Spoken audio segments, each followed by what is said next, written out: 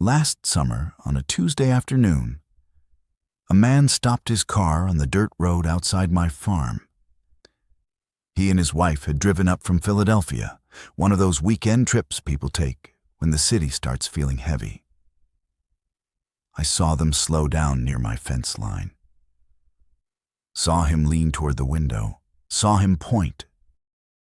He was pointing at my buggy, at my plain white shirt, at the old gray barn behind me. Then he called his son over. The boy must have been 10 or 11 years old, and said something he did not intend for me to hear. He was far enough away that I think he believed I couldn't. He was wrong. He said, "See that man? He doesn't have much, does he?" I stood at the fence for a long moment. I thought about correcting him. I decided against it. Instead, I counted, quietly, to myself. 120 acres. No bank holds a claim on a single inch of it. The deed has been in my family's name, free and clear, since before that man's grandfather was born. The barn he called old cost us nothing but the labor of our neighbors and 3 good days of weather. The buggy he pointed at will outlast any vehicle in that family's driveway.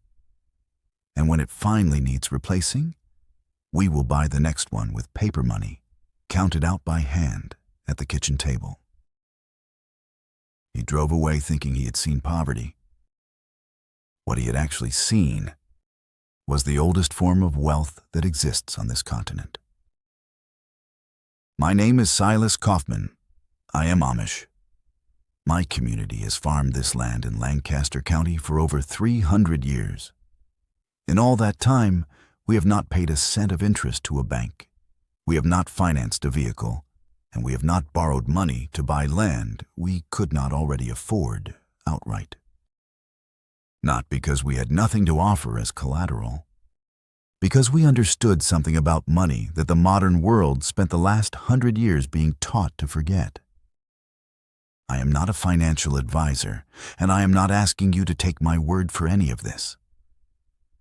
What I offer is what 300 years of quiet living has shown my community to be true.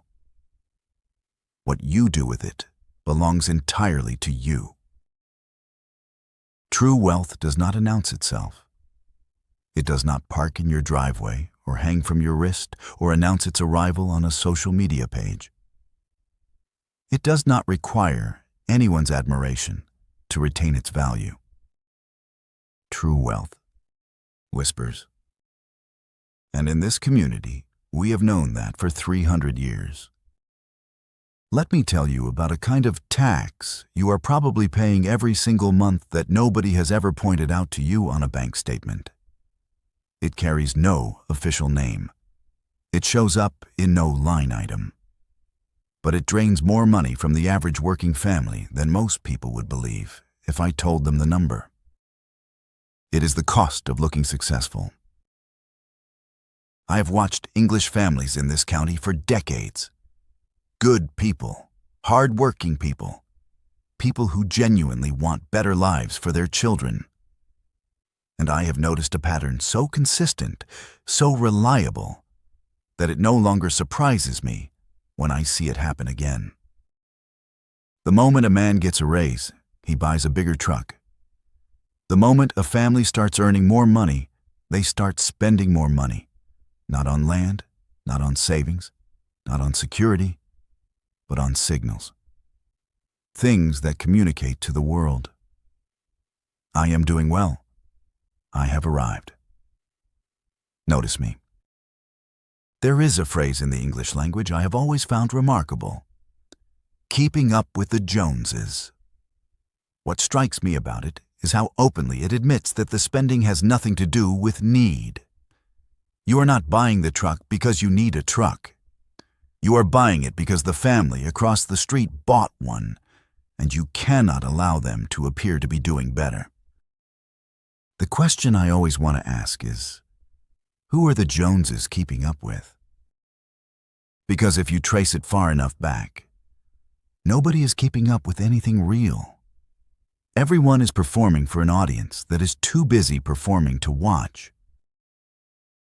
Let me give you a real number to hold on to.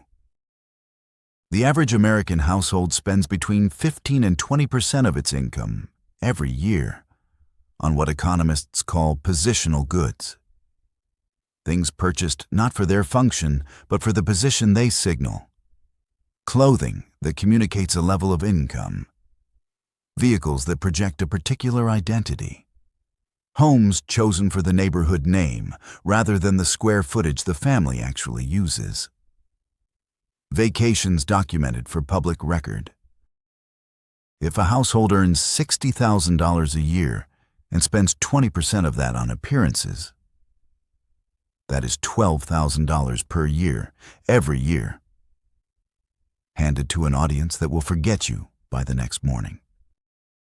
In my community, we do not spend that $12,000 on an image. We put it into land, into tools, into things that hold their value long after the people we were trying to impress have moved on. That is not a sacrifice. That is a decision. And the difference between those two words matters more than most people realize. When people visit our community for the first time, they almost always make the same mistake that man made outside my fence. They see the plain clothes, the simple transport, the unornamented houses, and they assume we cannot afford anything different. I want to say this as clearly as I know how. We dress the way we dress, not because we cannot afford otherwise. We dress the way we dress because the alternative is a trap that resets itself every 6 months and charges you entry every time. Think carefully about what clothing actually does in the modern world. Its original purpose, warmth, protection, basic dignity, has been almost completely replaced by a different purpose entirely. Signaling. What the label says about your income. What the cut communicates about your taste. Whether the shoes are this season or last season, and whether that difference is visible to the right people. When you walk into a room, the first judgment most people form about you is based on what you are wearing. Not your character, not your integrity, not your reliability or your intelligence. What you are wearing. And the people who sell clothing have spent generations and billions of dollars ensuring that last season's signal becomes this season's social embarrassment. My grandfather wore the same style of clothes his grandfather wore.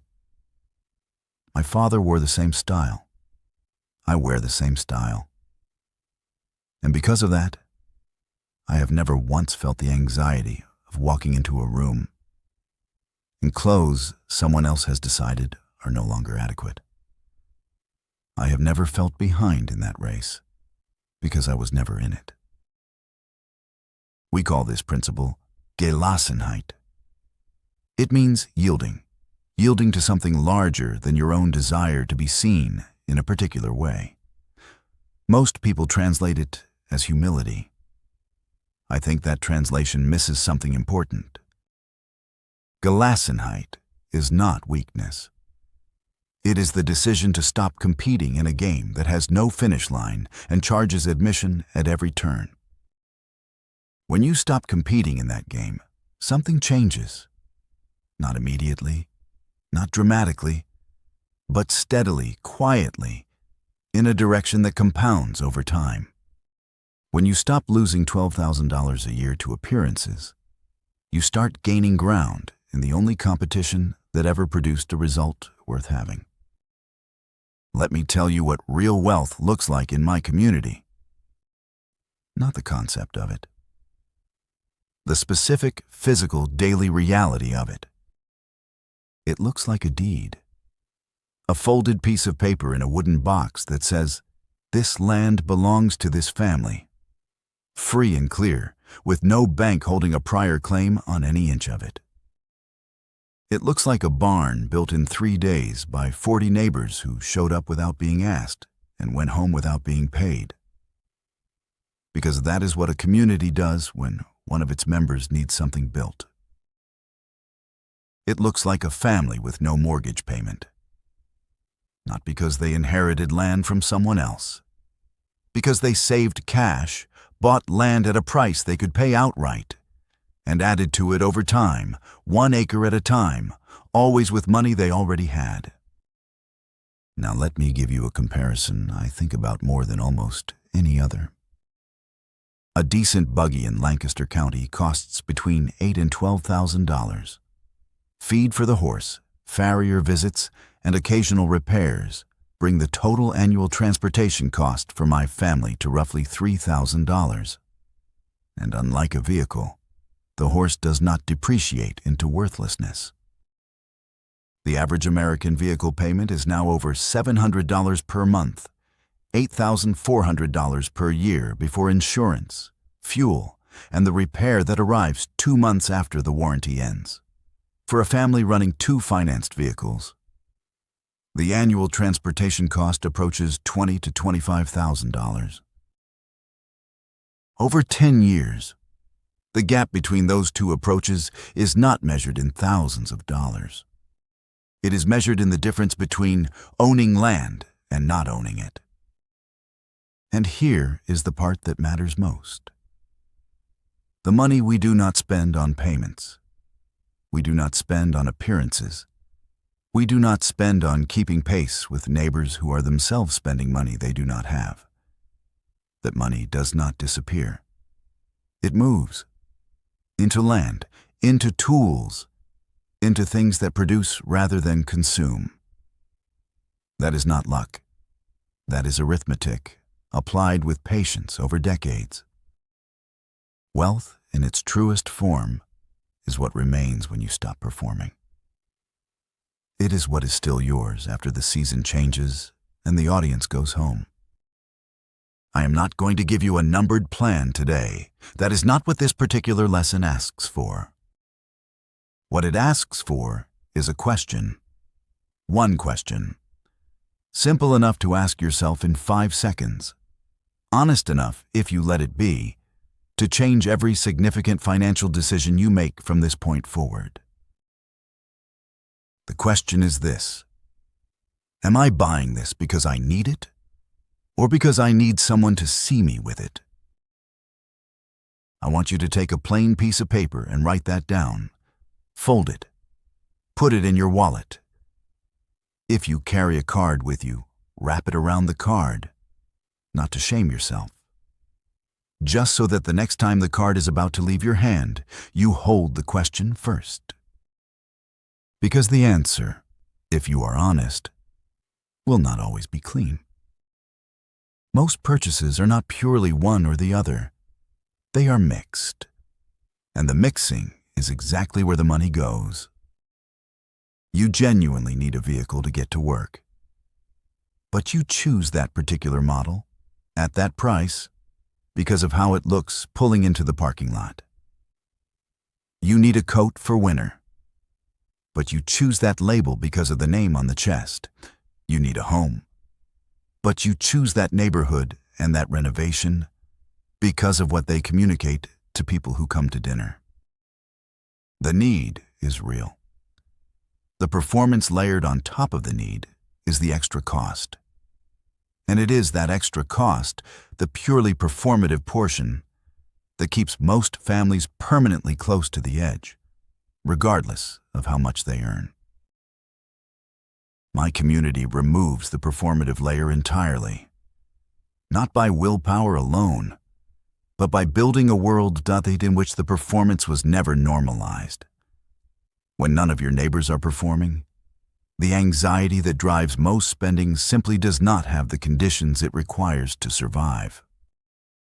You are building this discipline in a different environment, inside a world that treats the performance as completely normal. That is harder. I will not pretend otherwise. But it begins the same way it began for us, 300 years ago. One decision at a time. One purchase examined honestly. One question held in your hand before the money leaves it. Every time, the same question. I am a farmer. not a financial advisor. What I have shared today is how my community chooses to live, not a prescription for yours. For any decision that carries real weight in your financial life, speak with someone who is qualified to advise you properly. What I can tell you is what I believe, and I believe this. The most consequential financial decision most people could make right now has nothing to do with investment strategies or market timing. It is far simpler and far more uncomfortable. It is the decision to stop performing. To decide, clearly and deliberately, that you are no longer going to spend money you do not have, on things you do not need to impress people who are not paying nearly as much attention as you fear.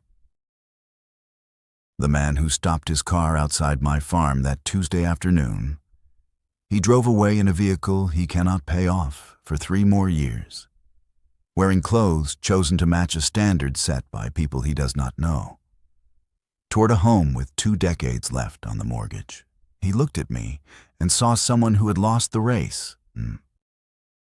I walked back to my kitchen, made coffee on the wood stove, sat at the table and looked out the window at 120 acres that carry no name but mine. Neither of us was performing for anyone at that moment. Only one of us had stopped. If what you heard today changed something in how you see your own spending, stay close to this channel. Next time, I want to talk about what you do with the money freed when the performance ends. How to turn what you save into something real. Something that carries your name on a deed rather than a lender's name on a payment schedule. That conversation is worth having. Poor on purpose, and richer than most people will ever stop to understand.